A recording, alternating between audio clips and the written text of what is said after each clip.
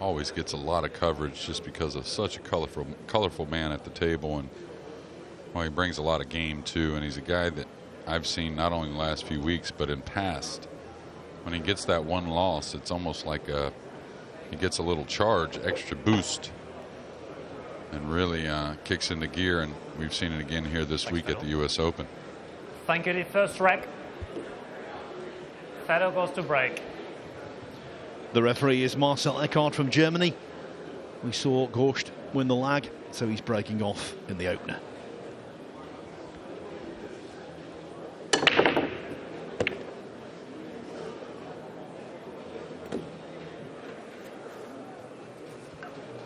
Well, beauty there, and we saw in the last match the table start to change a little bit with the break, at times anyways. Very much unlike the first set we saw today between SVB and Yap, and then Yap went on to win another match, so he's into the semifinal. Dennis Okulo up 9-7 on the side table from earlier, still going, but he sit pretty nice for an opener and to possibly settle the nerves, Phil.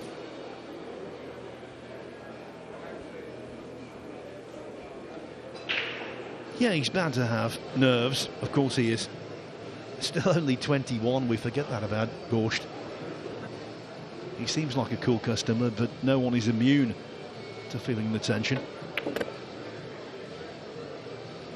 No, I think there's a couple different kinds of nerves. There's the prepared nerves, which make you actually do great things and play well and come with amazing shots, and then the unfortunate unprepared nerves that seem like are always abnormal. I think both these guys, of course, into the quarterfinal now and looking to get in the semis are on the good side of the nerves. You just got to keep them in check. I'm not sure Fedor. Has Fedor been on the main table once early in the tournament, I think, maybe? Can't recall it. Yeah. His racks one-lost record is very impressive indeed. Going into this match, he'd won 62 racks, lost only 22. Yeah, and that just is a very good product and very obvious sign of his training, concentration, and of course his maturity at the table. And that just comes with decisions and realizing it's a tournament base. You can't afford to give away games. You never know what that leads towards. And the first rack looks pretty solid. He must definitely be on Alex Lely's European Mosconi Cup radar. No doubt about that. And the 9-ball was a no-doubter as well. Fedor Gorst off to a very agreeable start. He's won a couple of tournaments in America this year, the Midwest Open in Fairfield, Ohio, and more notably the Arizona Open in Tucson very early last month. Other achievements for him career-wise, well, European 8-ball champion in 2017, World Junior champion the same year. He's won on the Euro Tour, and of course the World 9-ball champion in 2019. As we see, Dennis Okolio going about his business on table 2.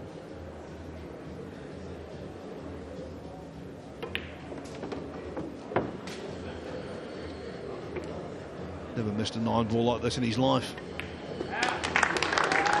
On the hill, Dennis the Menace.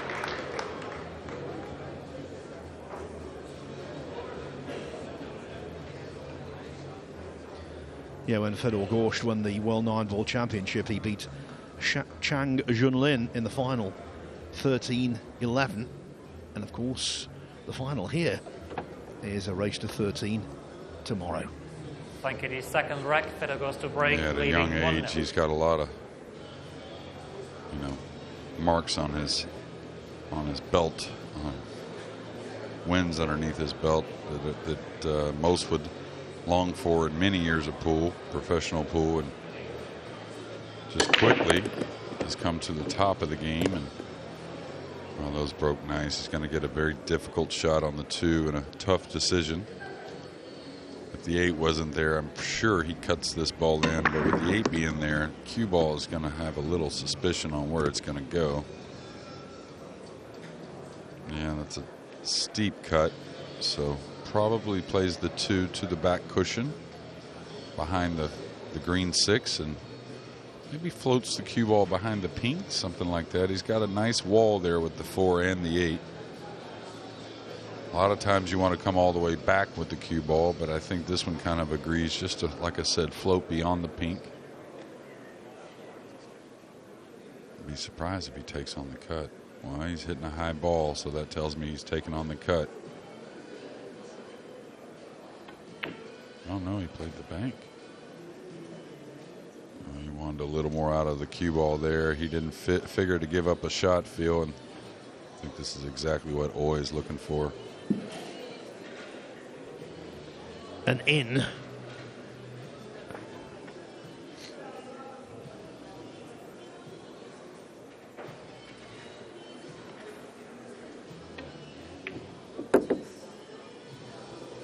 It's got to move a little bit. All right, contacting the 9, so I guess he's got a corner pocket by the 8. Type of shot Oi likes out in the middle of the table. Nice full hit. Usually uses a nice little stun on this type of shot.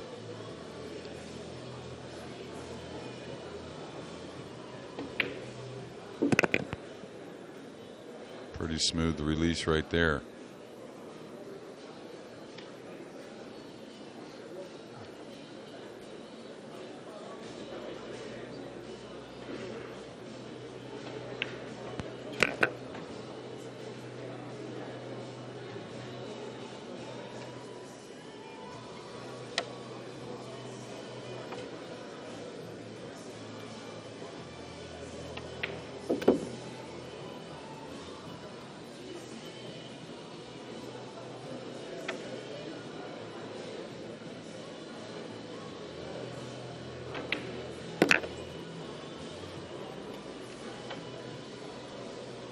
It was a high tariff shot that Gorst went for. Naoyuki Oi wins He the misjudged second it, and Oi did the rest, equalising in short order.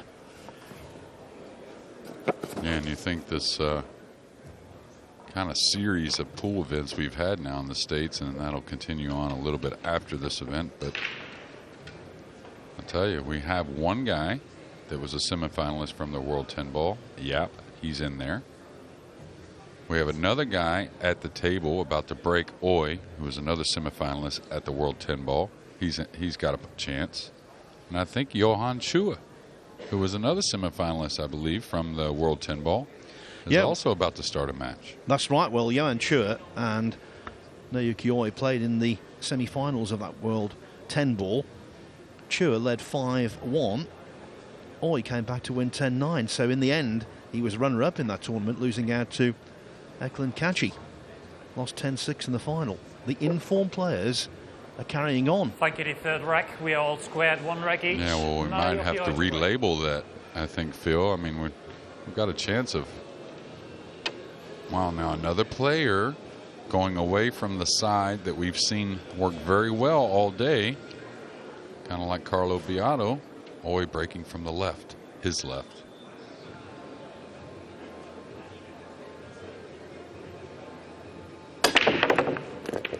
Well, no backing off there. He's made 4, I believe, and he's got a thin cut on this in the side for the pink. He's got to work the cue ball a little bit here, but he's got to like the results. The difference between him and Carlo, he really unloaded on the rack. Carlo didn't really put as much into it. You do that every time, Jeremy, and your best friend is the bank manager. Yeah, I don't know if he can hold the cue ball here for the purple in the side. Yeah, it looked like to me he had to really move the cue ball some. He wants that to slow down. He doesn't want to get steep on the purple. No, he's going to be just fine.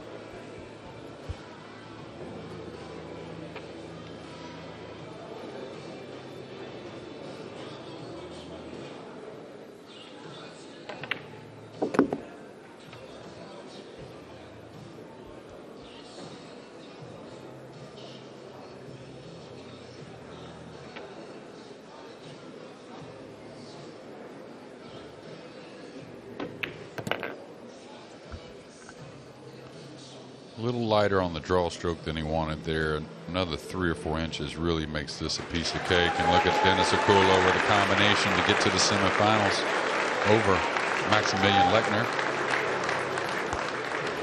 Yeah, the Austrian goes out. Akulo wins 11-7, so he will supply the opposition for Aloysius Schaap in the last 4. Naoyuki Oi wins the 3rd rack. That was a rapid rack from Naoyuki Oi, thanks to the forcefulness and the effectiveness of his break-off. He was 1-0 down, the Japanese star. Now, though, he leads 2-1.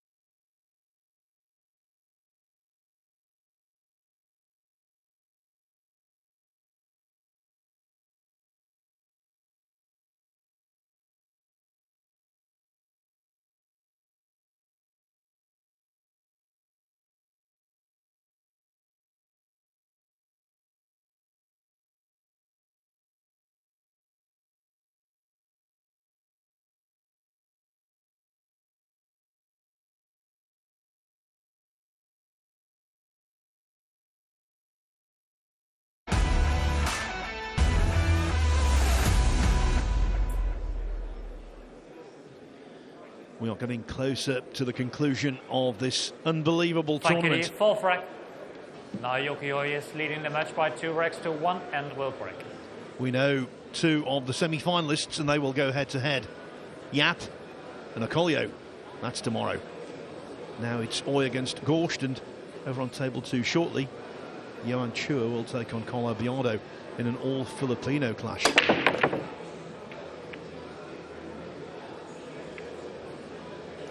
Okay, the one caught the point there, and I think he's totally cut off the 1 ball, so it'll be either taken on a kick shot or Push out called. should be a push out situation. Anytime you can just leave a sliver of the 1, the push out isn't as bad. You're not as worried. And that bracket has really messed up my pre-final 16 picks. They were Shane, Yap, and Dennis, not realizing they all had to play each other, but we'll get one of them to the finals, though, Phil. Well, Van Boning. Fedor to option. I thought he was unlucky in one respect. His 2 defeats came against opponents who were both inspired on the day. Play again, yeah? Yeah, you know, and Start both the clock, guys that are, 30. you know, his first please. defeat, you know, was prior to the final 16, so he got through, and then he just faced a buzzsaw here that won the lag by, you know, half a rotation of the cue ball, and then put some racks together to really put a lot of heat on Shane. And you know, you've been around sports your entire life. You may know more than anybody in the building probably, and any underdog needs a good start, and then anything may happen, right, Phil? I mean, that's just kind of how it goes. That's the MO for an underdog to get the match, is always a good start. Same thing here for Oi. He really took a gamble there, trying to move the 9. Now, one thing for him, he got the cue ball to rest near the rail, so nothing easy for Fedor. One thing I noticed with Oi when he was playing Francisco Sanchez Ruiz, he seemed to play with an awful lot of freedom. And to me, he seemed to play a little quicker than normal. Maybe it's a conscious decision to try and overcome the nerves that way. Yeah, well, there's the adage of think long, think wrong, but we are on a shot clock here, so these guys, and I'm not sure that's going to be the strike he wanted. All right, did he get the long rail bank on the 3? Because Fedor, who's been in America, he's played a lot of banks, and he likes it a lot, maybe one of his favorite games. He'll certainly take this on if need be.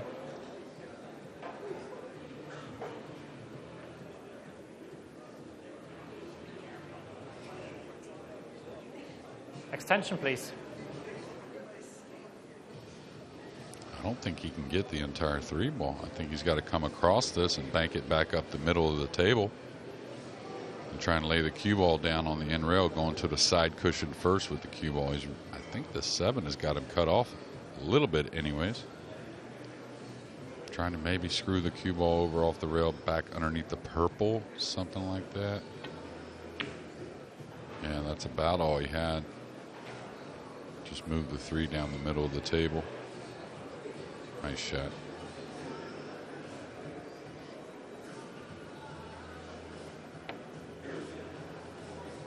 And that's how nice it is. I think he's left a small piece of the 3 ball.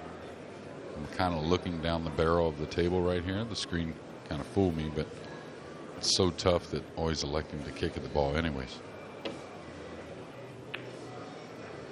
Great hit as long as he doesn't scratch. Stroke. Wow. Ball in hand. Always that danger on that Start the particular clock, please. type of shot. Still has to consider himself unlucky, mind you.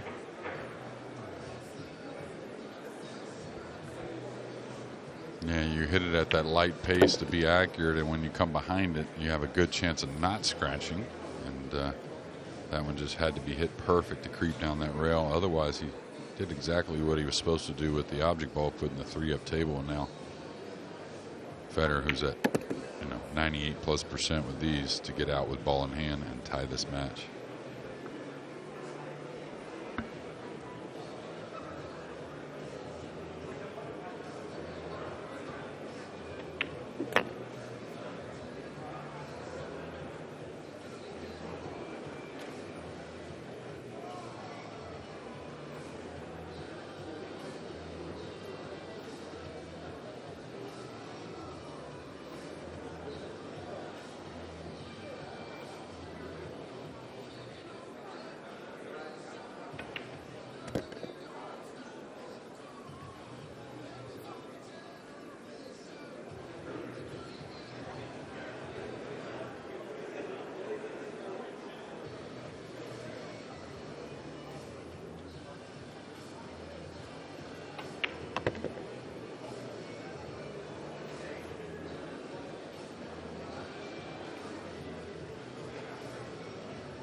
He's a really hard worker, Fedor Gorst.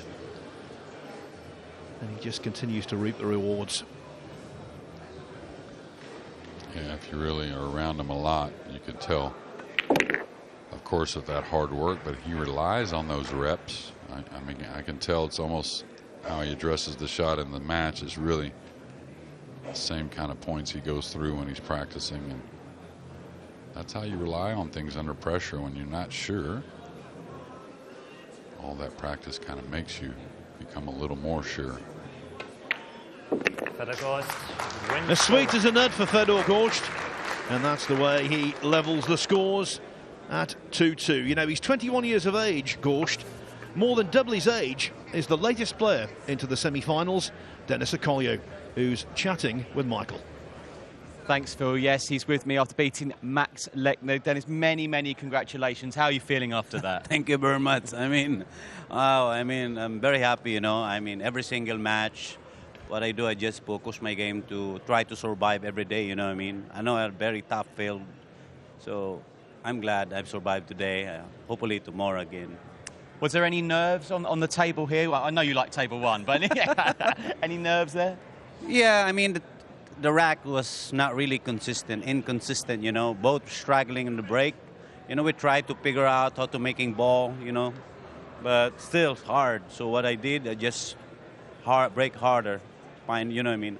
I'm not guaranteed to make a wing ball, I just tried to make the other packet, so, yeah.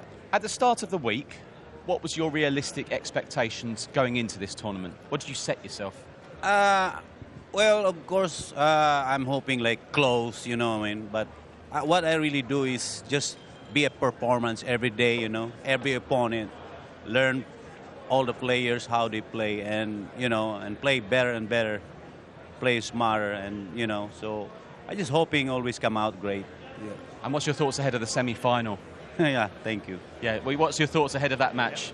Oh, wow. I don't know. I mean, Like, that kid is really hot. I mean, he's beating everybody. So we'll see. It's a great match, you know. Yeah, many congratulations. Go and Thank get you, some Malcolm. rest. I'll carry on out here because I can't find Carl, even though he's the reporter. Maybe he's took half a day off or a quarter of a day off. Well, I saw him a couple different days go back in the corner and hit a few balls. Probably got a little itch after being on the sidelines, and not the best hit on the rack that time. Came across the side of it a little bit, breaking from his right, and the cue ball comes to the left, so kind of crossed the one over, they say, but again, he can put some distance. The 8 makes it to where it's a little easier to push out. There's not quite the easy offensive shot Extension, please. for Oi as he comes to the table after this push out.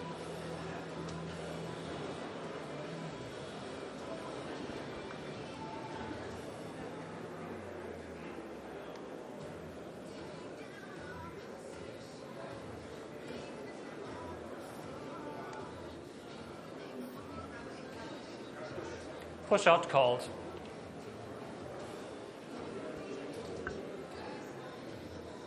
Naoyuki, your choice.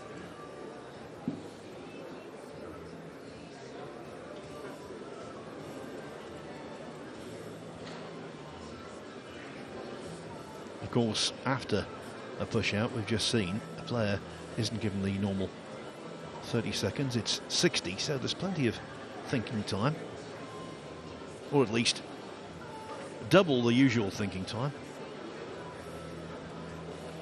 Plenty, that's a subjective.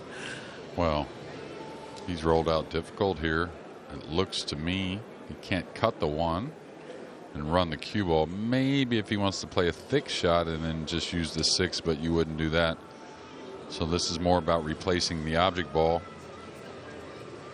A thick hit, banking it down, and just trying to use the 8, I believe, is all he's got.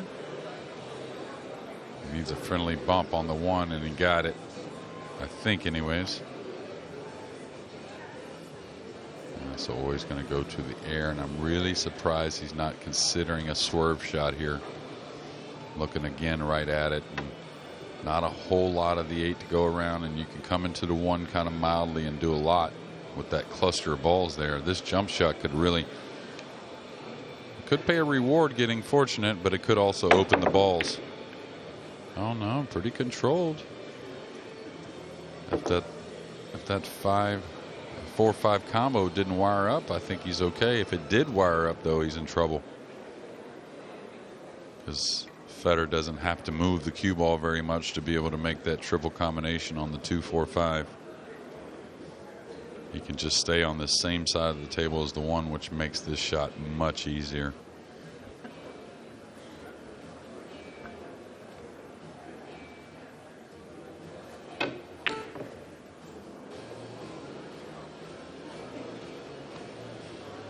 Well, the other attempted ball for Gorst in this match that went astray was a high tariff bank. That was a ball that I think everyone here thought he would knock in. Well, I'll tell you, this 1 and 9 in the side, yeah, very rare miss on that type of shot. And really overcut it a piece as well. And I was looking at this, eyeing this 9 in the side, this 2-rail kick behind the 1, I tell you, without being right on it. Extension, please. Sure looks like it's got a chance. And I tell you, if he hits it correct, medium speed, he could slide the cue ball back by the 8 for a little bit of safety as well.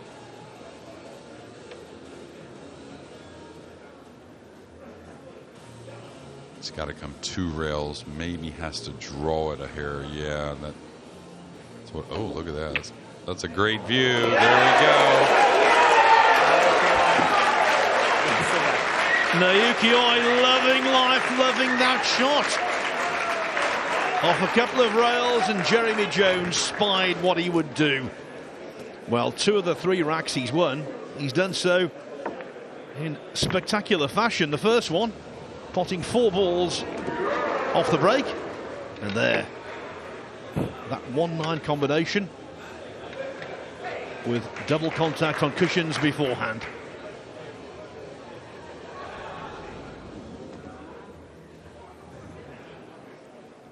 He's got this reputation, quite rightly, for being a laugh a minute, the jokester. But inside of the court jester is one very serious competitor who's been knocking on the door for many a year. Yeah, and he keeps coming with it too, or coming at it, meaning not quite getting there, you know, not quite getting the results we all want, that win, that runner-up. You know, but he's slowly been accumulating better finishes and really just improving his game overall. Yeah, we know about the run to the final last week in Vegas of the World 10 ball. He was semi-finalist in the World 9 ball earlier in his career. Twice he's guided 6, Naoyuki Oi Japan to the World Cup semi-finals. By 3 racks to 2. Is this going to be the big occasion breakthrough? I think some. Oh, wow, that rack didn't open near as nice either. The 8's going to get down, I think. He's going to get a nice short shot on the 1, but not a ton of movement on the balls there. So, as Dennis alluded to on his interview, you know, you get a little variety in the rack when we go to the wooden rack, which it's again a love-hate relationship kind of thing. The guys love the format, but they hate it when they're the ones that break dry. Yeah, I was going to say, take your time here. Don't want to mess up on what looks to be a pretty routine shot. Position a little bit hairy, but just because he's got to move the cue ball some. That'll do. But what I was going to get at, Phil, is, you know, when they talk about Oi, you know, with his claim to fame with some of the interviews and whatnot, and like you talked about it going so viral, I think some thought that his game itself was a bit of a novelty, where I don't think people are starting to realize that that's the amazing thing, how great he plays, along with being such a fun, spirited player and a pleasure to watch. Yeah, look at the World 9-ball Championship in June. In the last 64, he beat Alexander Kazakis, the World Masters champion. Then in the last 32, he overcame Joshua Filler. Ended up being beaten in the last 16 by Francisco Sanchez Ruiz, 11-7. But he reversed that scoreline today. Yeah, and, you know, in the first couple of rounds of this event, and Oi making quick work of this rack after that 1 ball and that kick in on the 1-9 in the last game, looking to take a 2-game lead. After the first couple of rounds of this tournament, there were no soft draws. I mean, you could admit the first couple of rounds for the seeded players, and along with some others, had some matches where they were distinct favorite. But since then, it's been nothing but champion after champion, and both these guys have taken them down. For the first time, one of the players has a 2-rack advantage, and that advantage is with Naoyuki Oi.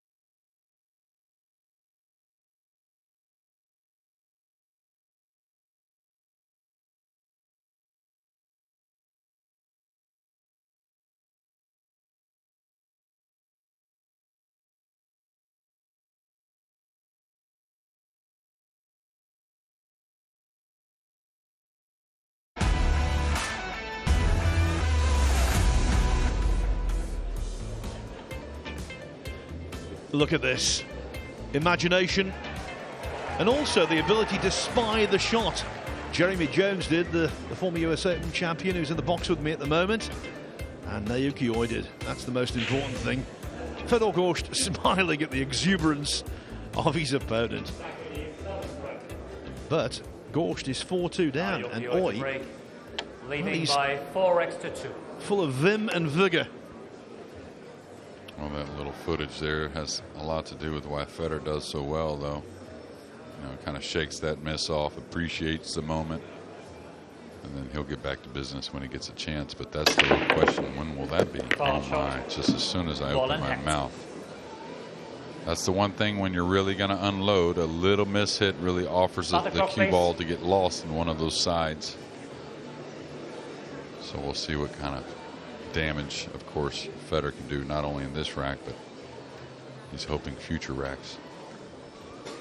Come December the 25th, this is the kind of layout that Santa brings to well-behaved young pool players. Just connect the dots.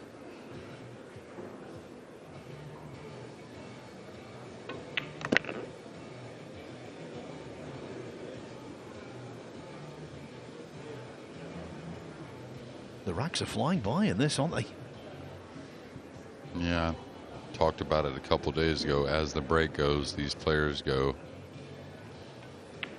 It's always been a huge part of the game, but never any more than it is today. And I think just because the players are so great and so efficient after the break.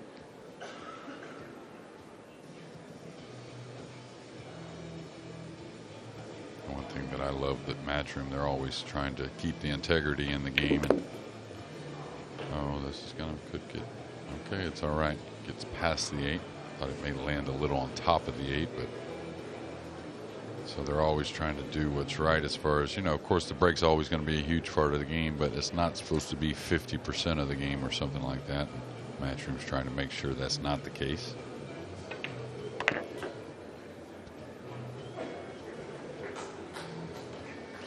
Fedor Gorst with a routine 9 to cut to 4-3 and breaking. Fedor Gorst wins the rack. The gap is reduced to 1. Can tell you we have some news from table 2. The quarterfinal over there has begun between Johan Chua and Carlo Biardo. Chua winning the first 2 racks. Here's a live look at the third. As always, of course, if you want to see the action over there, you can do so on the Matchroom YouTube channel. This is the last match, of course, this week. That's going to be on table 2. Tomorrow it's just a single table, no hiding place. Going to have 2 semi-finals in the first session, and then the race to 13 final in the second session. Local time tomorrow afternoon, back in the UK. The final begins at 8:30. Yeah, some definitely consider, or most consider Chua kind of the new guard of the Philippines. Wouldn't consider Carlo the old guard, maybe in between. Carlo, who is 37, but certainly doesn't appear so, and looks about the same that when I met him some 15, 18 years ago.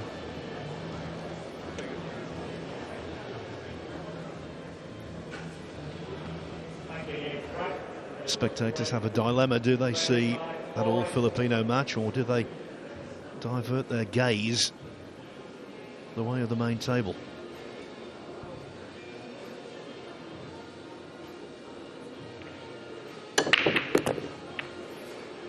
He really taking something off the break there.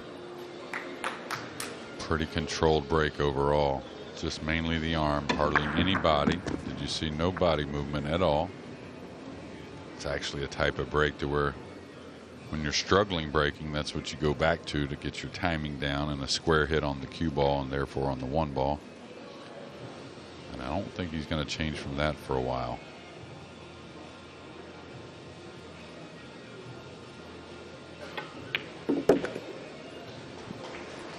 We've seen quite a few players this week, particularly the enthusiastic amateurs early on, who temporarily lost bodily function when it came to their arm.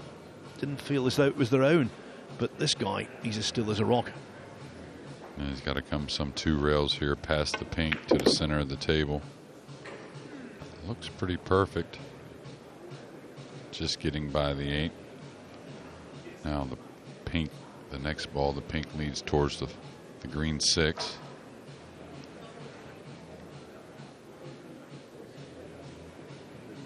And I'll tell you, remember that scratch on the break at 4-2. It's just like Oi or any of these guys. If he gets a shot after the break, he's going to do a lot of damage, Fedor. And the thing about Fedor is, I think I don't know if that steel trap at such a young age, he seems to store the information and can repeat things so well, just like that last break shot. So if he finds something that's working, he's gonna key on it. And he fell straight. So big miss hit there on such a simple shot. And you notice he didn't hit that ball clean to the pocket. Now he's gotten, I think, very straight on the 6 in the corner, or pretty straight, and very hard to move the cue ball clean. Now, good thing for Fedor, the 8 isn't somewhere on the other side of the table. It's near the 7, so he can handle a little distance. He didn't attack much on that at all. I thought he would put a little side spin on that there, Phil. Now he's made things very difficult. He's got to roll forward, I think, and take the 8 in the side.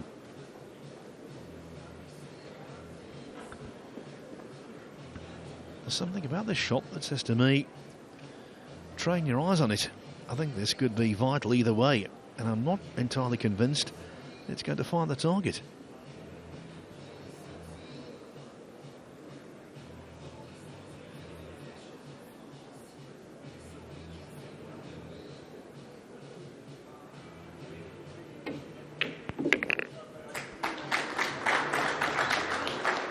I had little faith. It was misplaced right into the heart of the pocket, although still work to do. Yeah, plenty, and a much more confident stroke there than I saw on the 6. I was really, really shocked that he didn't try to get more out of the cue ball. Once we saw there was a little angle on the 6, but this shot here is definitely a type that can be missed. He's got to power the cue ball around 3 rails into a small side pocket with the 8. Oh, wow. Oh, wow, what a fluke that was. Jeez, he caught the point and it slid straight down the rail in the corner. A fluked 8-ball, all crushing for Oi. For a nanosecond embarrassing for Gorst, but he's over it now. Yeah, and over the 9 he is. He's got to let that go. Fedor Gorst wins the race. Have we seen a big turning point there? Lady Luck came down and anointed Fedor Gorst. The difference between 4-4 and 5-3. He can afford to laugh. I think Naoyuki Oi might want to cry. Yeah, always seen it all before. Watch this just jet into the corner. Wow. And that all started with that poorly struck 4-ball getting on the 6. He got a little out of line on the 6. Had to take a long shot on the 7, therefore a little out of line on the 8. And to be honest with you, the 8 wasn't even close. I mean, it hit, to make that ball run down the rail off the point, you have to catch middle ball on the 8 into the point. So he missed his mark on the pocket by quite some. So he's going to have to shake that off. This is his route to this stage. Started off with 2 very easy victories. Then he beat Roberto Gomez, fine Filipino player who represented the Philippines in the World Cup this year. He absolutely decimated Neil Svyan. Beating Darren Appleton 11-7 was a fine achievement, because Appleton, in the early stages of that match, was bringing the heat. And then he overcame Marco Chuta earlier on today by the same score, 11-7.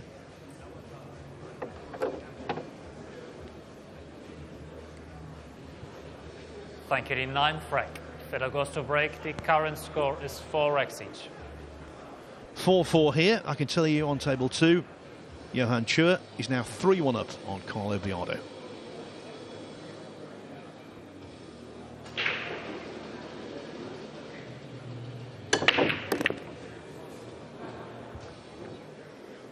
if he's able to just break with the arm like that and get into the rack enough, you know, to comply with that forceful break, you're going to see that one ball track just like it's doing many times, and it's going to take an odd ball here or there to get in the way of the cue ball to slow him down. So again, that scratch at 4-2, that fluke at 4-3 on the 8th, we'll see how big those two circumstances, those two shots play into the outcome of this match. Because what do the greats do? They take advantage of a little luck, right, Phil? I'll tell you a story about a snooker player who turned out to be a very fine pool player. Tony Drago won the World Masters MVP at the Mosconi Cup, the man from Malta. When he was playing snooker, he was convinced that Steve Davis and Stephen Hendry, i.e. the kings of the 80s and 90s respectively, were very, very lucky. He didn't like flying, so what he used to do when he went to overseas events, he always made sure he was on the same plane with either Davis or Hendry, because he was convinced that he was perfectly safe if he was on the plane with those two. Nothing bad would happen to them. Well, I love Tony, and can't wait to see him to bring that up again.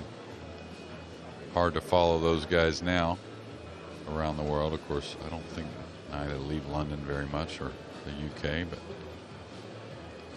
see him in the commentary box and the analyst and whatnot with the snooker. Doesn't want that to fall, even though not the end of the world.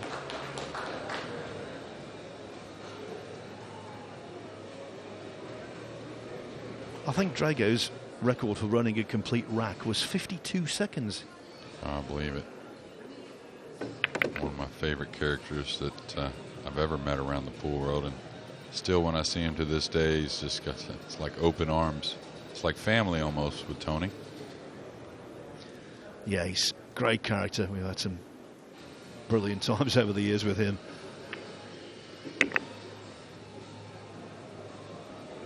Yeah, the last couple times I saw him, he was trying to get back to playing some. Saw him at a Euro Tour event in Holland a couple years ago. Now Fedor to clean up this rack and get it, I think, for a third lead change here, maybe.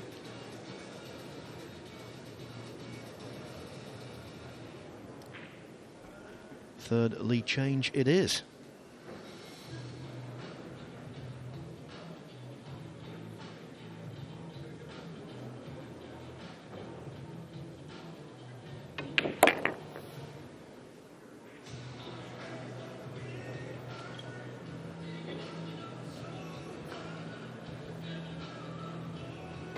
Fedor Gorst wins the rack. He's got his support here, there's no doubt about that. Fedor Gorst back in front. This really is thrust and counter thrust, a match that's living up to expectations. 5-4 to the Russian.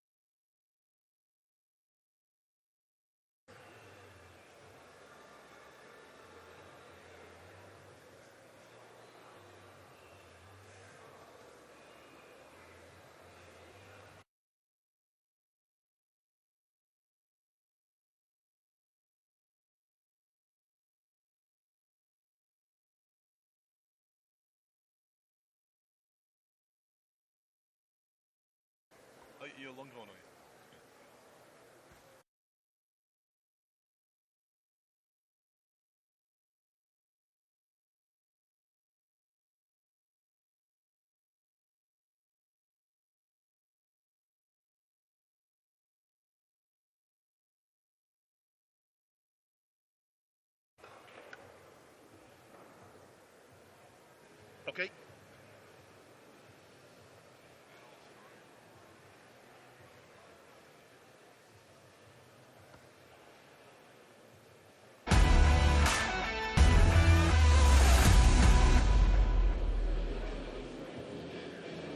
Looking for turning points? Well, how about these?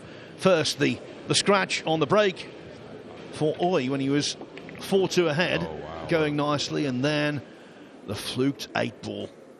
That, the latter, perhaps the biggest, the most painful sting for Oi of the two. The match by 5 racks to 4 and will break. Yeah, and Oi looked like he was going to turn a few things around with that 2-rail kick shot on the 1-9 in the side, and immediately went with a scratch on the break and hasn't seen the table since. Yeah, that type of arm break right there. Well, you're not using the body, right? So it's so easy to duplicate. And if it's going to work, it's going to be a tough thing to beat. A little kiss on the cue ball, a little fortune for Oi. It may at least bring him to the table if Fedor decides to play safe. Fedor, who banks at the ball really well. He's a percentage player, though, but I think he takes this bank on. It sure looks like it's sitting nice. He may be able to carry the cue ball past the 3 as well for an element of safety, just in case he misses. But I think it just may be all out here. He kind of floated it, which I understand the play that way. The one ends up on the end rail. You just don't make it quite as often when you shoot it that way.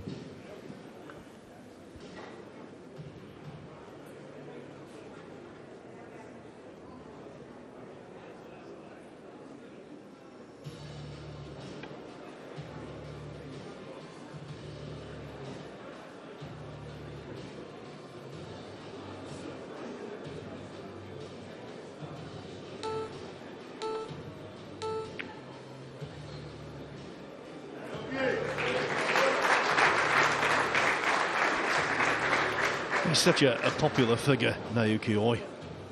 I think he's got the bulk of the support.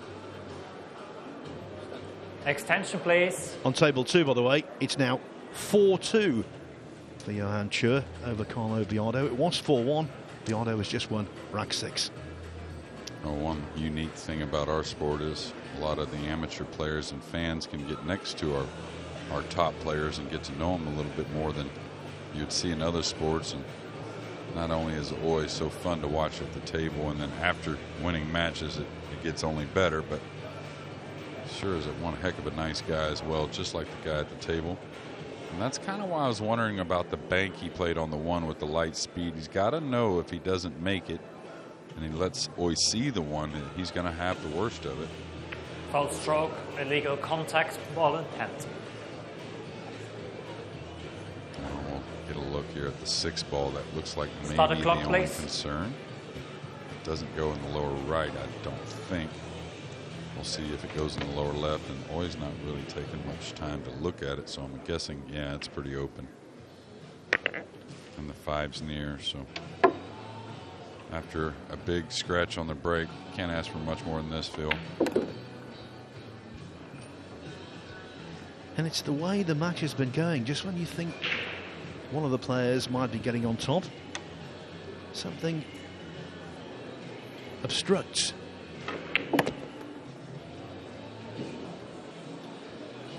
And again, I go back to that bank shot.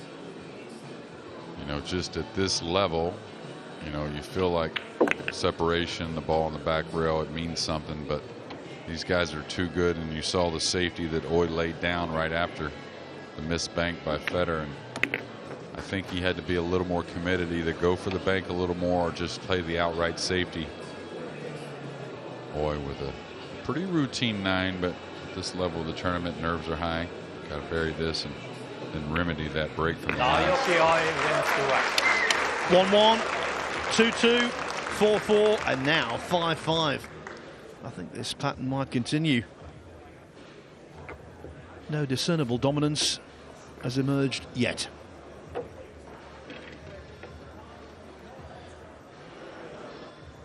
Let's just take a drift over to table 2. It's well populated over there as well.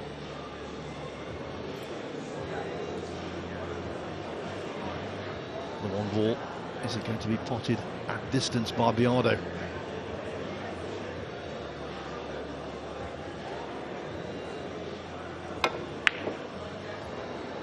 Well, not a bad stroke. I think it might be second prize.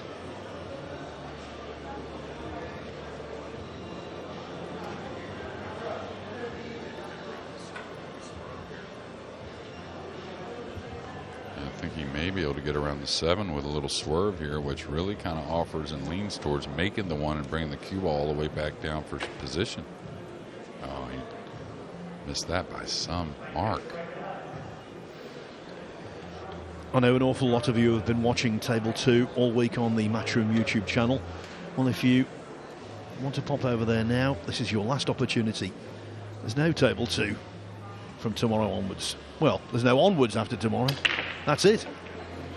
Okay, Oi changed his break dramatically there, taking a ton of speed off of what was his first 4 breaks. How much lighter this one is, just the one kind of peeling off the rack towards the side. Maybe taking a little piece out of Fedor's book there on the break, and also that scratch on the break when he really unloaded on the last. Maybe that has a little something to do with it as well.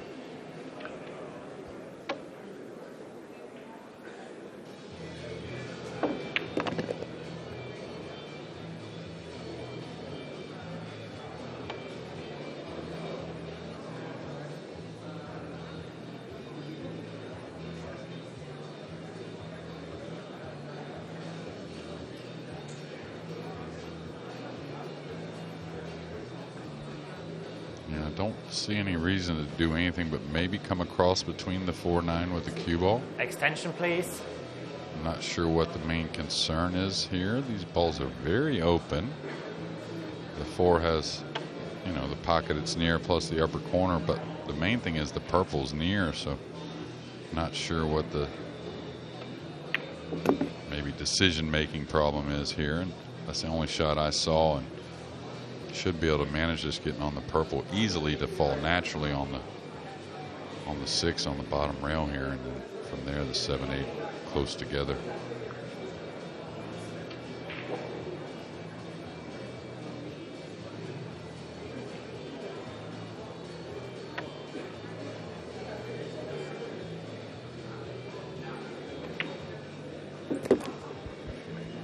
Way light with the cue ball there. And it's almost like taking more time has gotten him a little funny in a few shots. Is this easy here? Oof, just kind of squeaked that one in.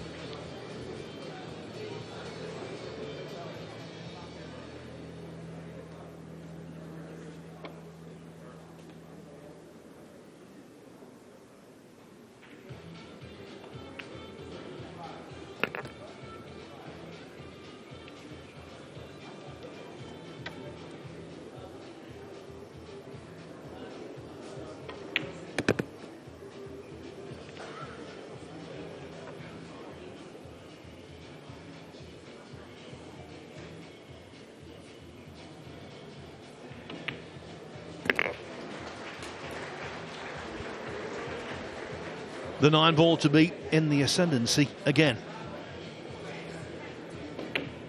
Naoyuki Oi wins the rack. The lead changes once more, hitting the front. Oi at 6-5.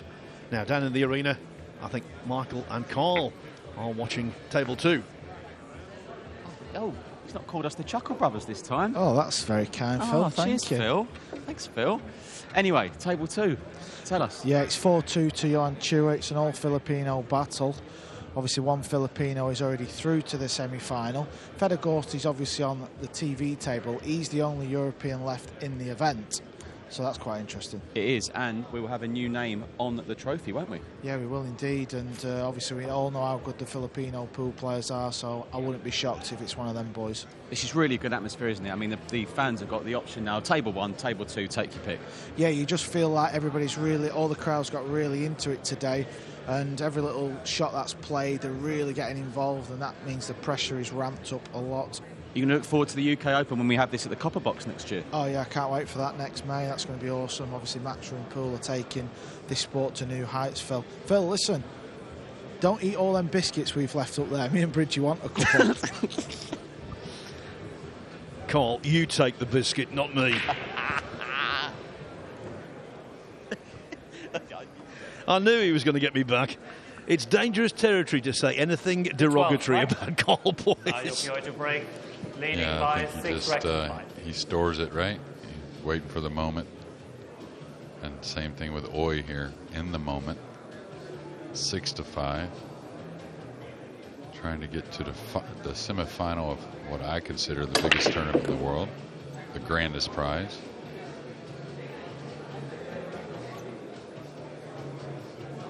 And I think he's got a shot on the 1, and I think also, like I said, taking a little page out of Federer's book. No body movement, hardly at all, just an arm break. Carl very proud of that jab he got in there at Phil. I can understand why, though. It's an open goal. This one sits funny. You know, main reason is the 7 and 4 there, and if he wants to apply a little side spin, he can come clear of that, but just the speed sits funny to me. Oh, great hit.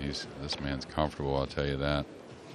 And he did apply that side spin. Now being elevated, though, he's going to have to take a little distance, most likely, on this 3-ball. Can't take the 2-ball lightly, of course, but this isn't one you want to try and really get into the cue ball much. Just make sure you come clear to. Oh, he got a lot out of that. Most would settle 3 feet short of that there, Phil. Well, look at Oi's pot success rate. You can't get it better than 100%. Not missed the ball yet. Well, to get to this point, you know, that had to be a high rate for any of these players. First things first, talk about the great game of American pool. It's about pocketing the ball. Everything else comes afterwards, and back to that faster pace, which I think is going to bode well for him. Saw the last rack get a little hairy with a little, maybe thinking a little too much. There's no doubt about it. He's picked up the pace. I noticed it against Sanchez Ruiz earlier on. I think he was in the 7th rack. He was literally bouncing around the table, knocking them in with almost total abandon. Yeah, we lost both Spaniards in the last round, and hats off to those guys, always down in there, it seems like. And Oi back to 2 games. The man from the land of the rising sun is on the rise. He was 5-4 down, but then 3 racks on the spin, and suddenly he's got to be caught. He leads 7-5. And it's not what you would call a big error, but here's Carlo Biano with a super tough 8-ball all the way up. Position is natural, but to tie the match at 4. It's good. Center pocket, Phil. Yeah, he was trailing and he's turned things around.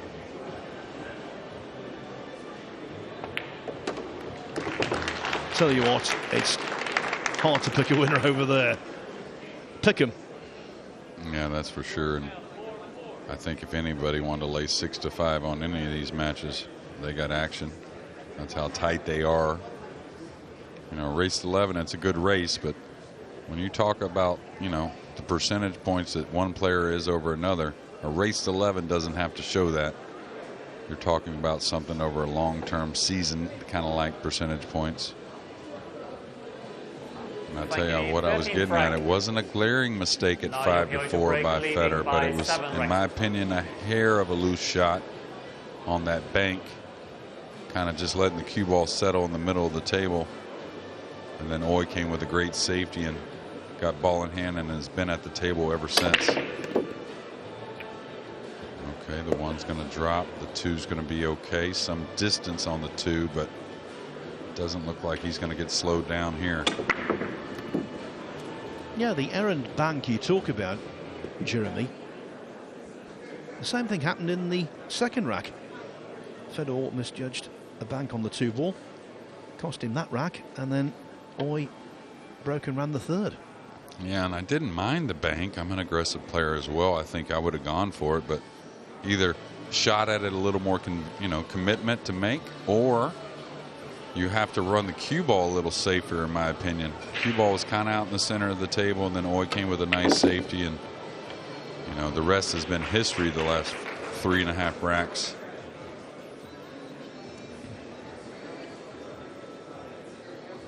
And that's just where the game is going, Phil.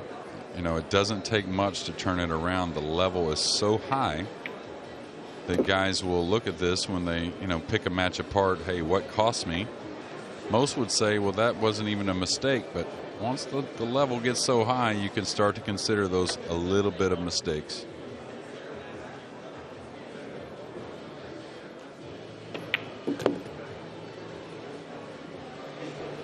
No Mosconi Cup considerations for Naoyuki Oi, but of course he has to think about invites to those big events on the Matchroom Pool Series, like the World Pool Masters, like the World Cup of Pool.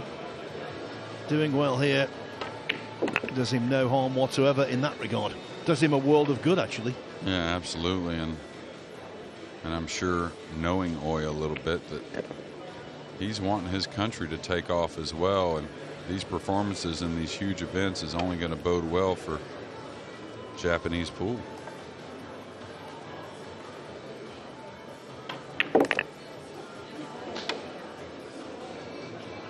Wow, he's really moving now. Naoyuki Oi wins the rack.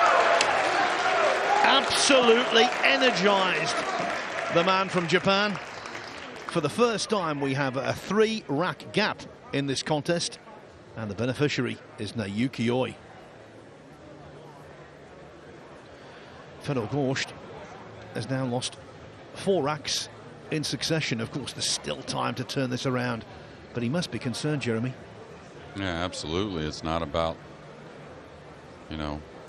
what kind of shot I'm going to get. It's when I'm going to get a shot, and Oi looks like he's gaining strength, much different than some other sports. You can't take a timeout to slow your opponent down, maybe change some momentum.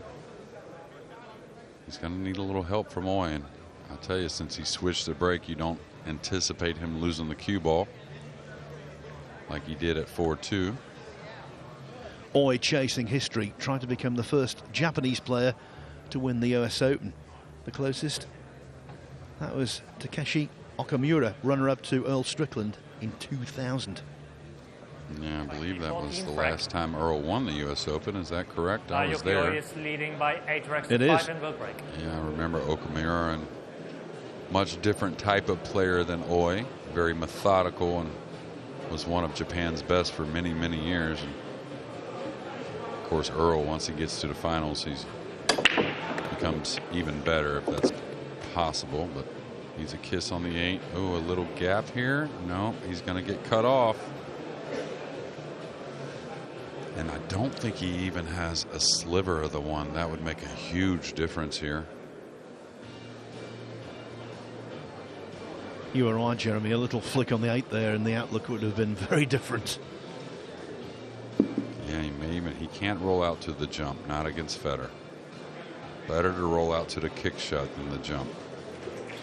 Reason being is, if you roll out to that big of an underdog jump shot, Fedor's going to give it to you. If you roll out to anything very doable, well, he's the best in the world with the jump cue. Or at least top 2, maybe. I like this position here. Maybe rolling out behind the 9 on the rails, something like that. really don't think he can afford to roll out and let him see a piece of the one. I just don't see that as a possibility. He doesn't have the most terrible kick shot right here and now where the cue ball lays. Could maybe kick it in between the 3 and the 7 backup table, trying to get either a make in the upper corner, maybe a snooker behind the 3-7 or the 4. One thing is, if he rolls out behind this 9 ball, better be very, very careful that he puts the cue ball near the rail and doesn't leave a jump on accident. Is he rolling out below the 9? I can't see this being anything any good.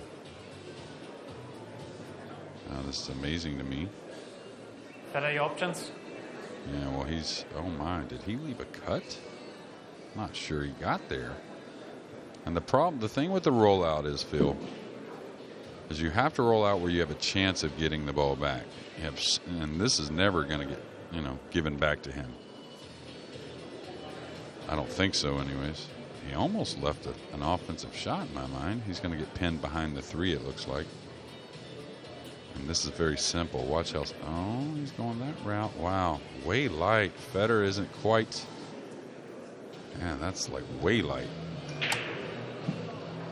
Yeah, not just the way he played that, not just one ball to hide behind, but a line of 3, and he didn't get there. Yeah, kind of like we had with Al-Kaidi a few times. Kind of let up on the stroke.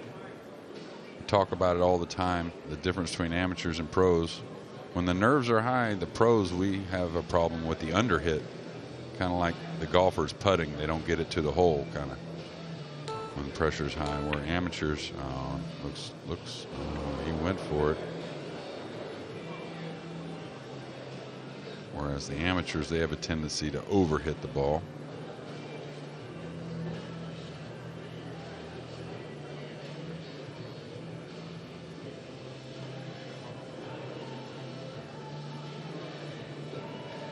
I think that's the first ball that always missed, huh? It was a tough shot, that's for sure.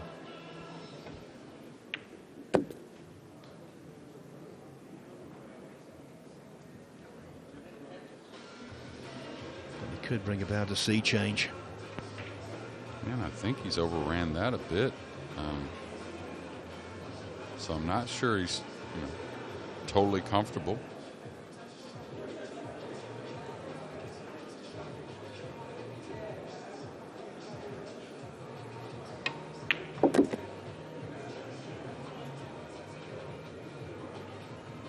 Nice strike there.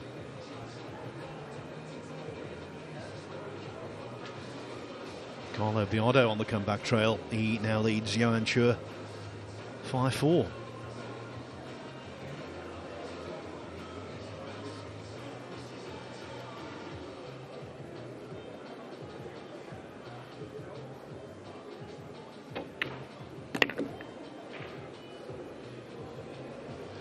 And it's a point worth making, Jeremy, that Fedor Gorst has to win this.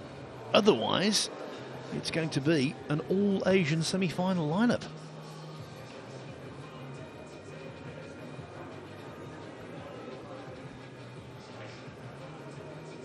Oh, we've had a few Asians that have won the event before.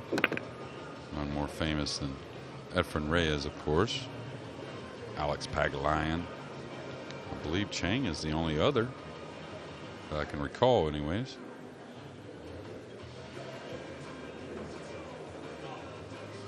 Which is kind of amazing, really. Really, the United States has dominated the event as far as overall wins, and kind of shows you it's just tough to go abroad and win. Just like the World 9-Ball Championships that has eluded Shane for so many years, I think it being abroad has something to do with that, in my opinion.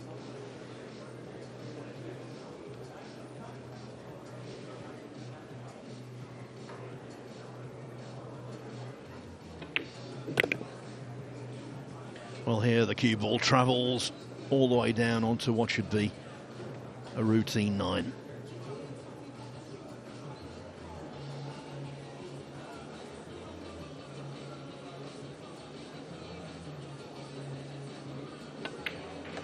Fedor Gorst wins the right. It was getting away from Fedor Gorst, but then that tough one ball was missed by Naoyuki Oi, and Gorst reversed momentum. Oi still in front though at 8-6. Join us after the break.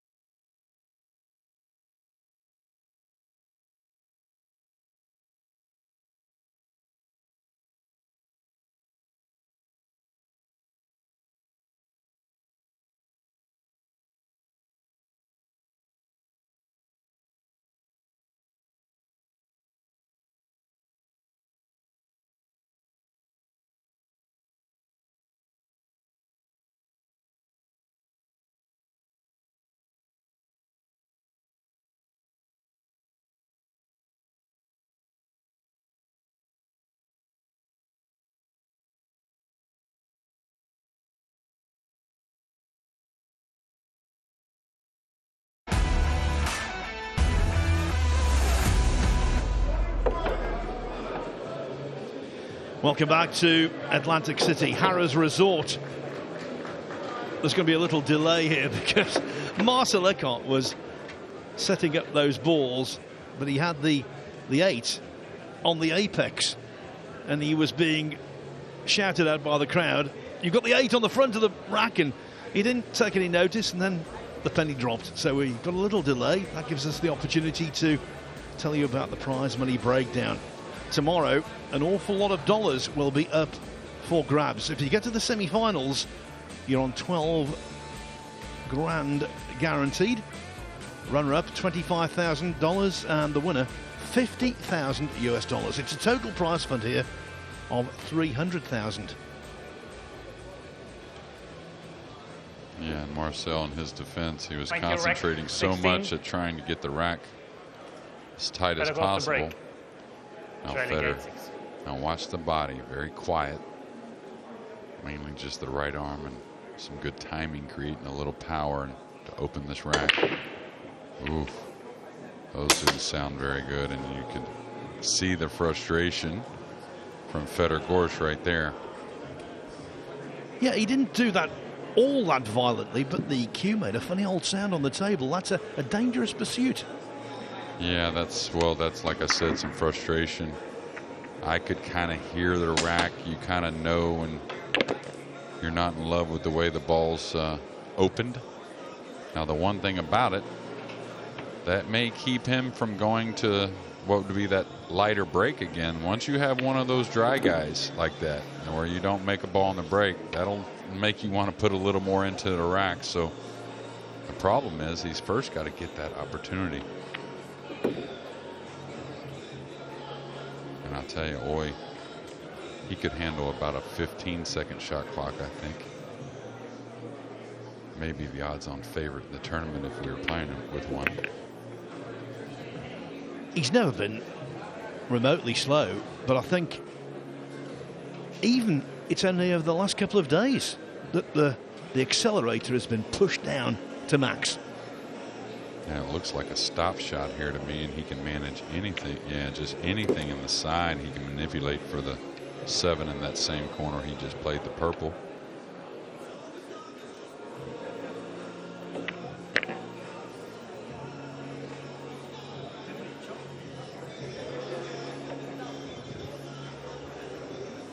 Pressure in this event, not only for the title, but you know, these types of events, of course, there's more coming with Matchroom pool and just everything that's going on in pool, but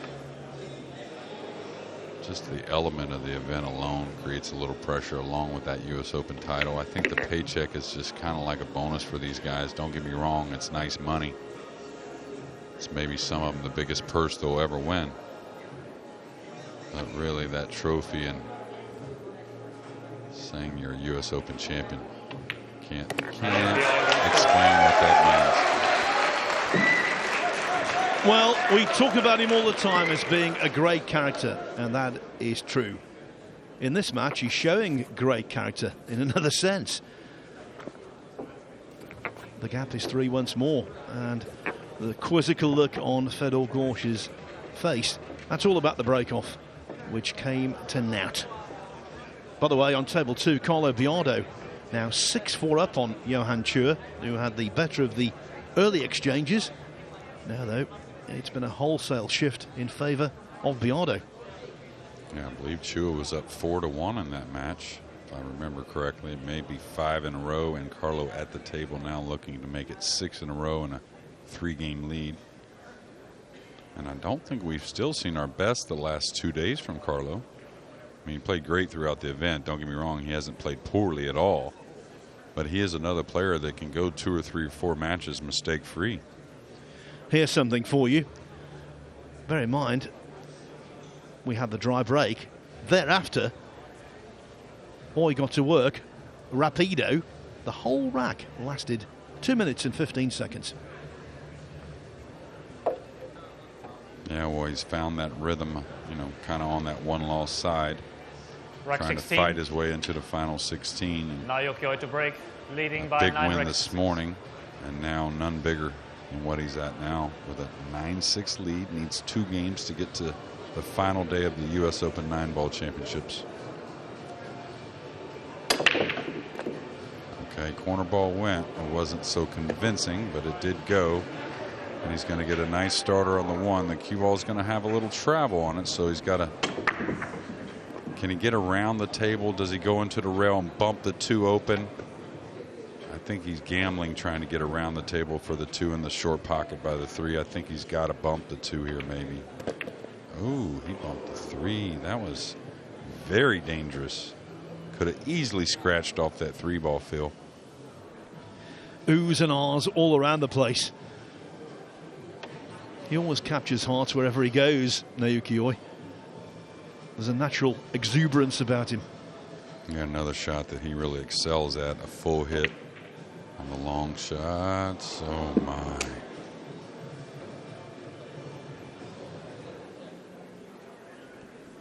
After what we've been saying, we can't say he rushed it because that's the pace he's been playing at, but that's one that's got away and one that could haunt him. Yeah, he's built this 3-game lead hoping that holds up after a mistake like this, but I'm interested to see if Fedor gets out right here. If he starts to unload on the break, maybe not taking a chance at a dry one. Didn't hit the pocket as square as he normally does there, but should be no problem.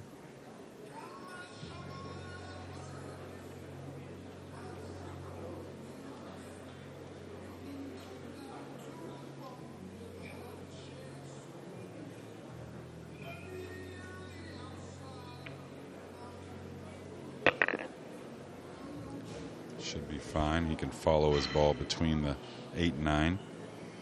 2 rails up for the 7 in the upper left-hand corner. Shouldn't be really any issue here. It looks like he's drawing it. Maybe he's a little too close to follow his ball. He wants to draw it out. Okay. And these guys at the table, they really see those little things a lot better than we do in the booth. Another one he could draw or stun. Looks like he's going to follow 1 rail, actually.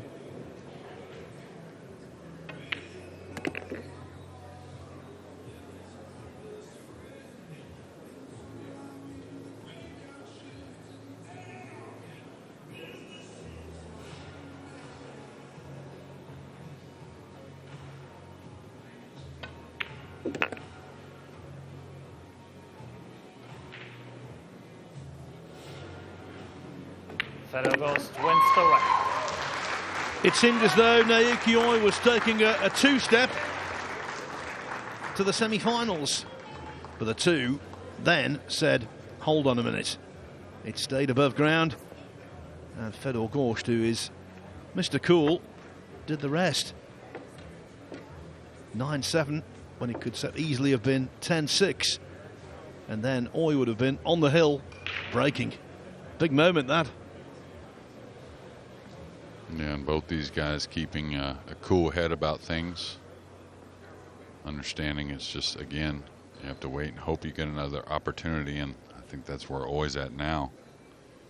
Could be on the cooker for a few games after that miss on the 2, and really a little errant cue ball on the 1-ball shot kind of got him in that position. But I will agree a little bit with you, Phil, that he's played at a faster pace, but that one, it wasn't so much prior to the shot. It's when he got down on the ball, it seemed like he kind of one-stroked it a little less than he's been doing.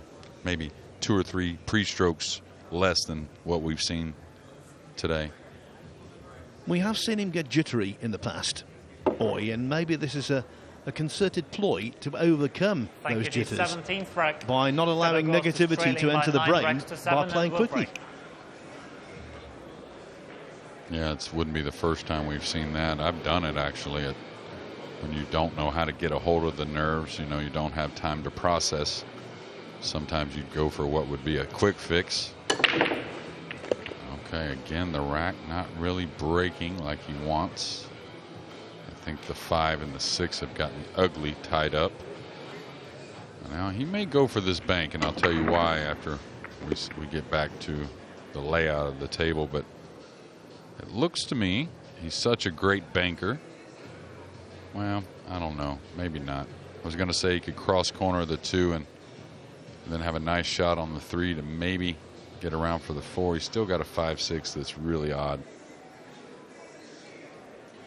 I still think he might take on this bank, though. And the problem is the 4 is kind of tight going by the 8 as well, looking at the future, so. Would you cut the 2 into the 5-6 and opening that and try and reposition the cue ball a couple rails behind this wall of balls? I think that's kind of a crazy shot. I think he's going for the cross corner.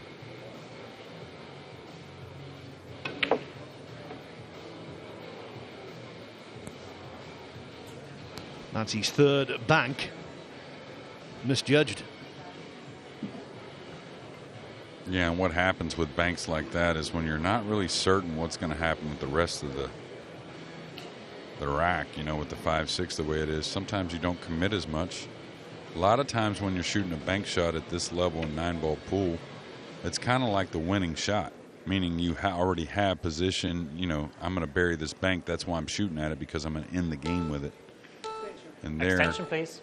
Couldn't really see a finish line for the game if he knocked that 2-ball in, so maybe not the most committed stroke.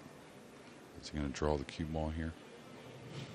No, he's not. He's talking about a different bank. He's trying to get safe. Not sure he got there.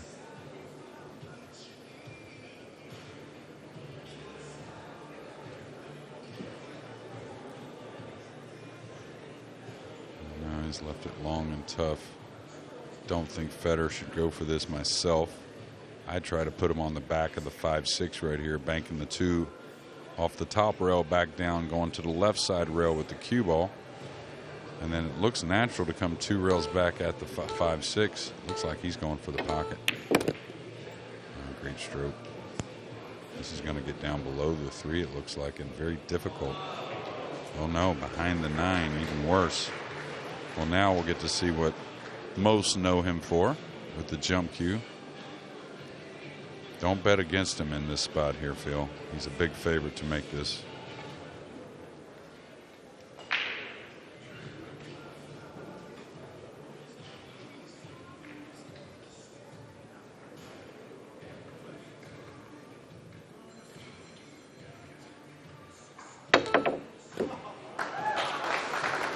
Did he get an angle for the side pocket to shove the cue ball up at the 5-6 here and maybe run these balls? That would be something. Don't think it's quite there.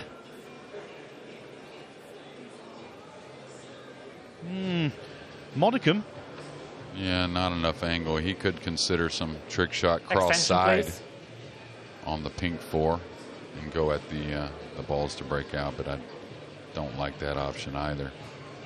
Not so sure he's supposed to even pocket this 4 ball.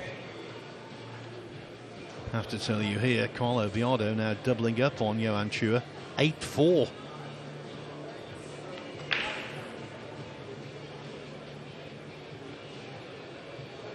Yeah, I don't think he's going to play the 4 at all. I think he's going to knock it up table, trying to come behind the 9 with the cue ball. Speed looks pretty good. He's got the 7 there as well.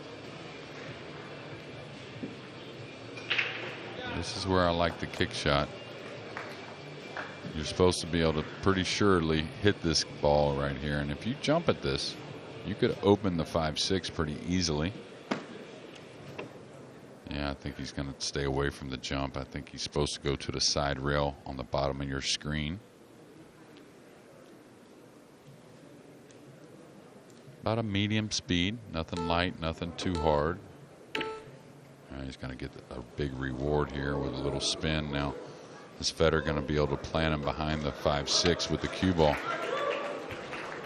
In snooker, more often than not, when you have a double kiss, they call it the dreaded double kiss. That was the delightful double kiss. It definitely didn't hurt. And I'll tell you, if he lays this down correctly, he may end up getting a 4-9 combination, that being Fedor. Well, it looks like maybe he's not putting him behind the 5-6. He's got to be, right?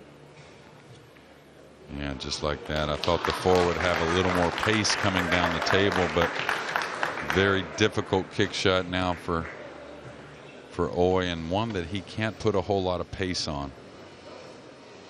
He's got to come 2 rails, it looks like, kind of right before the side, maybe half a diamond before the side, something like that.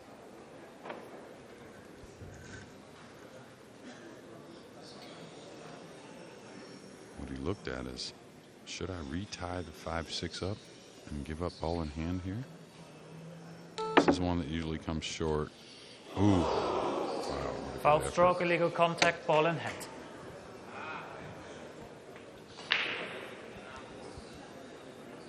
And start the clock, please.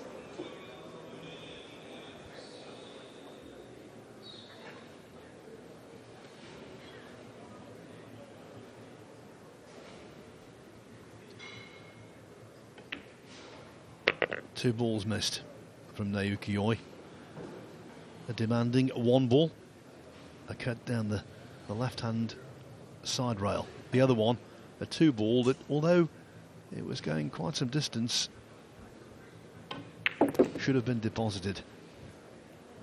That latter mistake has changed the whole complexion of the contest. Fedor, pretty routine out here. Doesn't have to move the cue ball a whole lot after this shot.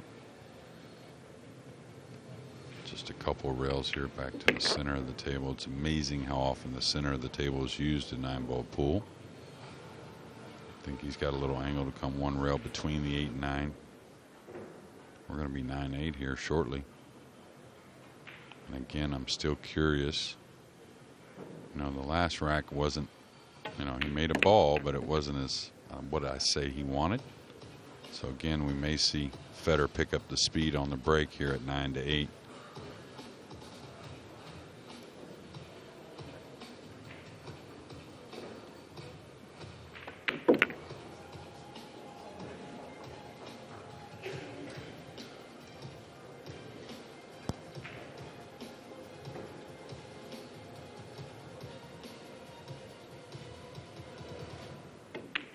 Fedor Gorst wins the rack.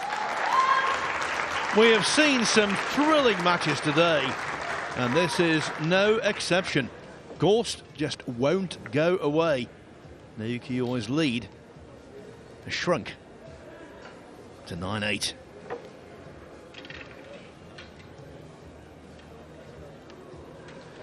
This is what all the practice is about, Jeremy, what all the preparation, all the lengthy hours of travel. Lots invested into becoming a world-class pool player, and when the moment arises, you've got to seize it. Chua finally back at the table after, I think, losing 6 in a row. Back on the board, 8-5. Yes, renewed hope for him after Carlo Biardo's golden stretch. What an unqualified success this tournament has been in these pandemic times. You had to wonder whether everything would go off smoothly. And I'll reiterate my thanks and my admiration for the Matchroom multi-sport team who've worked so hard to get this together. Yeah, and hats off to them, and hats off to the players as well, really. Thank you, the 18th rack. Making Fedor goes to break. Trailing some 9-8. things that had to get done easily without much moaning, and that way we got on with the tournament come Monday, and it's been nothing but a bunch of 9-ball, and great 9-ball at that, the best in the world. It only gets better every year, it seems like, with the quality of players. And oh, see, dry break again. He did pick up the speed, but is the one going to leak in, or is it going to hang? So a difficult rack. The 6-8 kind of funny, the 4-7 kind of funny, but always happy to be at the table, though. And guess what? Fedor didn't change the speed. He changed which side of the table he broke from, Phil. Which is smart. I mean, you know, you can't be stubborn, of course, talk about it all the time, but what I was going to get at, though, before that break shot is, again, like you know of sports, it seems like every sport is getting so much younger as we move along in time. Players are becoming great at such a young age. Yeah, the fear factor is removed, isn't it? So much exposure to the top players. The mystique that might have been there in years by is eroded. That's right. And, you know, the information age has brought the young generation into play, and like I said, so many sports, but I'm not so sure anymore than pool. Now a little stop shot here may screw it back an inch. Yeah, I was going to say it looked like it may need an inch because he's got to cross the pink over to make the 7, but then also gain position on the pink to get on the purple. This is a key shot. Oof. Oof. A bit of a sweater. And I'll tell you, still not out of the woods. He's going to have to play an angle on the purple to get on the 6. So that means the purple is going to be a missable ball. Can't afford to get straight in and make the purple so easy. That doesn't offer any position. So now he's going to have to choose, where do I want to shoot this purple from down the rail? And that shows you. Little unfortunate to get so straight on the pink, not to be able to creep a little closer to that purple. Extension, please. And he's got to cue this with a hair of inside, I think. Touch of run. The first pot he missed was a 1 down the opposite rail. Can he deal with this? Well, now taking a lot of time, so a variety of tempos here used by Oi. He overcut the last, he overcut this one. Don't hear of any moans or oohs or ahs like he got a roll with the cue ball. No, he didn't. We praise an awful lot, so we have to criticise that. Missed by a mile. Yeah. I thought he may be able to roll forward a little more off the pink to get a, not straight on the 5, of course, but Extension, please. maybe not quite so much angle. Of course, he wanted easy cue ball movement getting onto the 6. But what I saw was so much more time he took, Phil, than he has pretty much the entire match.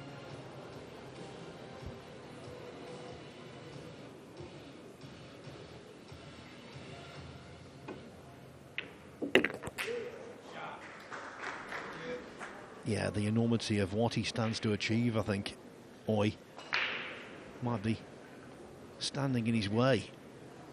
Gorst, definitely, for me, the cooler of the two.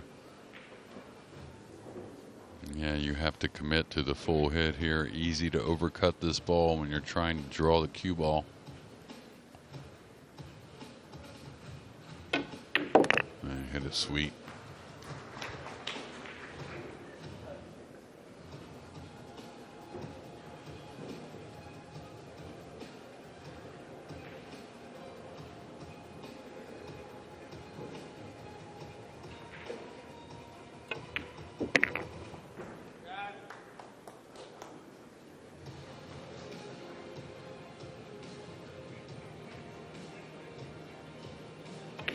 Fedor Gorst wins the rack. Warmly received by this Atlantic City crowd. For the 5th time in the match, they're all square. Now it's 9-9. The nerve ends are raw. So we started out as a best of 21 racks. It's now down to the best of 3. And Jan Schur at the table again, trying to maintain his mini recovery.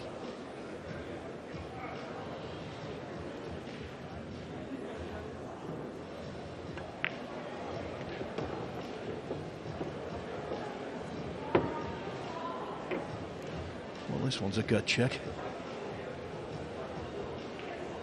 Well, he was the next one to come from the Philippines to be like the top player just a couple years ago. Haven't seen much of him in the last couple of years. Of course, we have pandemic, but made a run in Vegas, making a serious run here.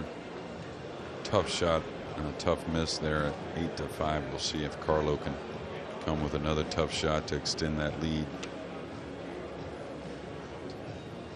Yeah, Chua's heart was broken in the semi-final of the World 10 ball last week when Oi beat him 10-9 from 5-1 down.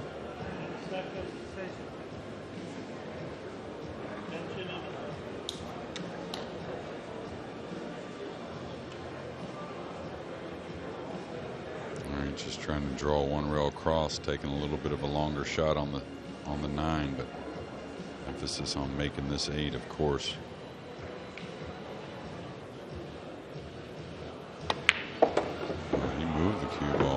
Thank you, 19th rack.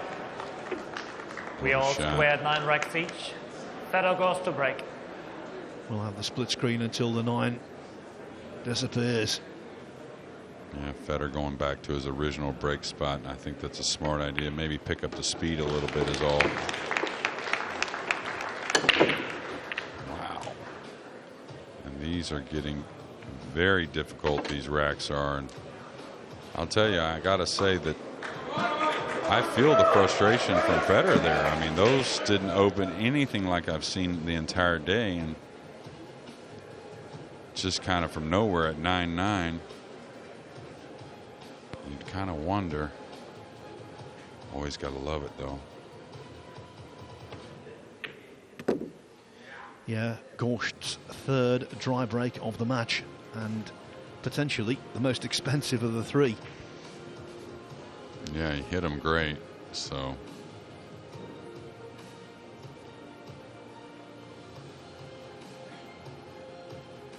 You know, all the players knew that once the triangle was involved, instead of the template, we were going to get some variety, of course, but that one didn't seem so solid to me. But you know, when you look back at this match, that could easily be something you point out, but that's not something that Fedor would point out, I don't think. Not the type of young man he is. He's going to say that if he does lose this match, that he did have some opportunities that he kind of squandered. Well, that just crept into perfect position now. He'd like to draw the cue ball back to about where it's at here, Phil. And I don't think we're going to see a mistake here in game number 19 and to get on the hill for Oi.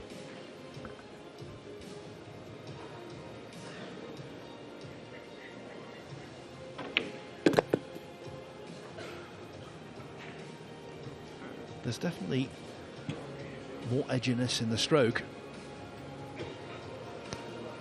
It's understandable, you might say it's inevitable. Well, it doesn't look like he's coming back past the 7 to me, and that's surprising. Not saying it's incorrect or anything, but hits this a little thin, hits this a little off. Not only couldn't miss it, but they couldn't let the cue ball get away. So I'm very surprised he didn't screw the cue ball back past the 7 and got much heavier on this 6 ball. Now, maybe this 6 is off the rail more than I think it is. That has a lot to do with things, maybe. Yeah, I think it was. Bit of a fooler for us up in the booth.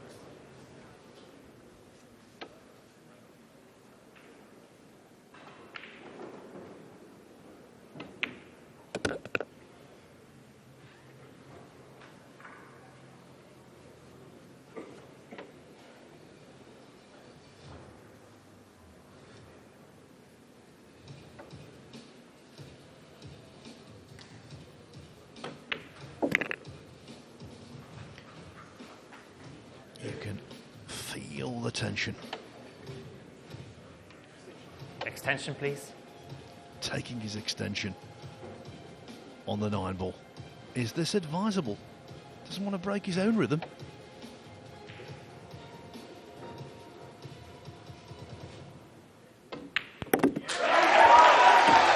The stroke wasn't exactly smooth, but the result was what he desired. Incredible stuff from Naoyuki Oi. A dry break from Fedor Gorst, and then the Japanese player pounced. Just keeps hitting the front, coming back from adversity, and now he needs just one more rack to make it the first all-Asian semi-final lineup in what is the 45-year history of the US Open. Yeah, pretty amazing. We've had all kinds of Asian players come to the US Open. You know, Korean, Vietnamese, Chinese Taipei, along, you know, of course, Southeast Asia, Thai. None more than the Philippines probably that have represented Asia in this US Open, but many Japanese players as well. You had mentioned earlier Okamura making the final in 2000 and losing a little bit of a lopsided final from what I can remember against Earl Strickland, but all right, Chua trying to get himself climbed back in this match. 9-6 is what it looks like.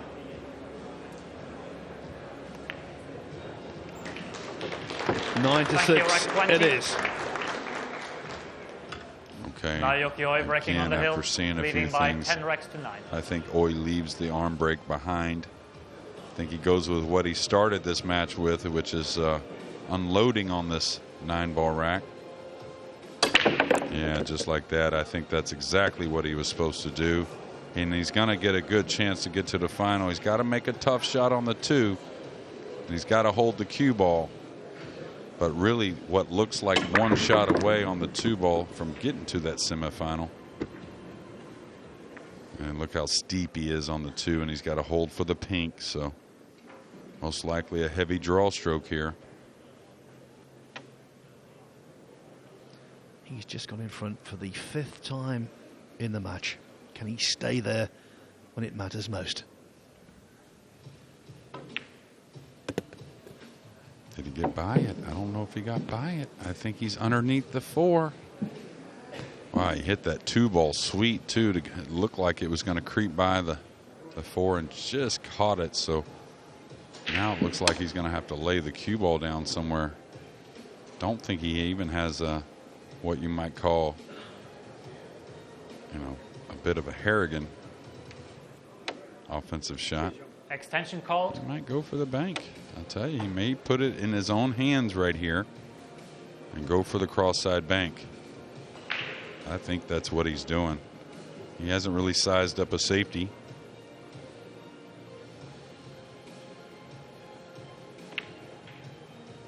Kind of slow rolled it, hoping to maybe get safe if he misses. That's real close. Always got to get out of the way with the shot clock running. He knew that, but he couldn't resist a quick peek. Well, you can tell by his face the adrenaline's flowing through the body for the top Japanese pro. Still don't know if he has a pocketable ball here. The way he's cueing makes me think no. He's got to shave this 4 underneath the 9 and come back up. All right, that's a great shot under the pressure.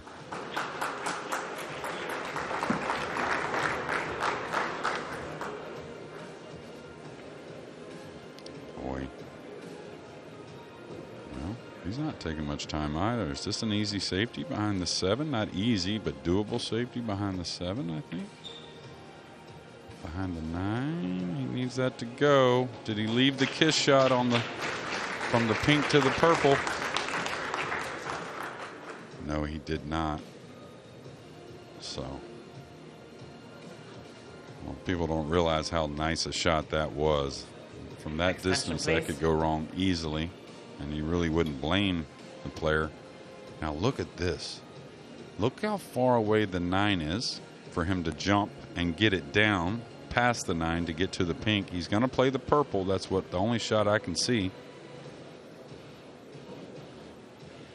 He could easily knock the pink off the table here because he wants to draw this a bit as well. So he's got to put a little into it, Phil. So, and he's going to be cutting the pink. So I think pretty easy to knock something off the table here.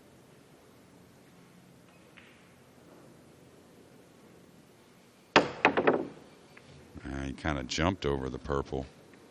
Is he going to get a roll? I don't think so. I think he's given up at least a cross-side bank. The butt of Gorst's cue went into the carpet. That tells its own story.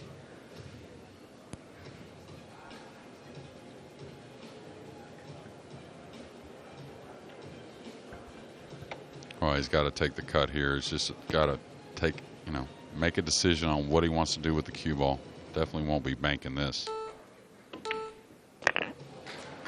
Should be good. Should be good.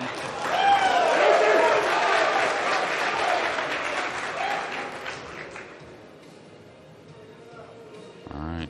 Just don't overhit this and let it spread on you. You're going to want to put a little inside English on this unless he's drawing around. Oh, he's following around. Okay. I thought he'd play maybe for the side pocket.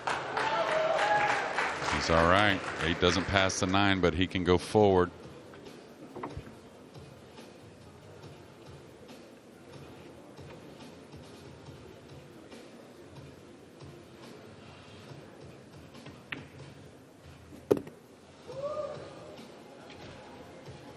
Anything's missable. Anything is missable still.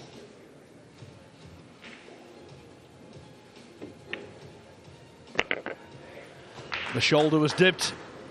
The nerves were there. But now he's a 9 ball away from being in the last 4 of the US Open. Oi, the pressure here is no joke. Yeah. Routine in the practice session. Not so much in the US Open.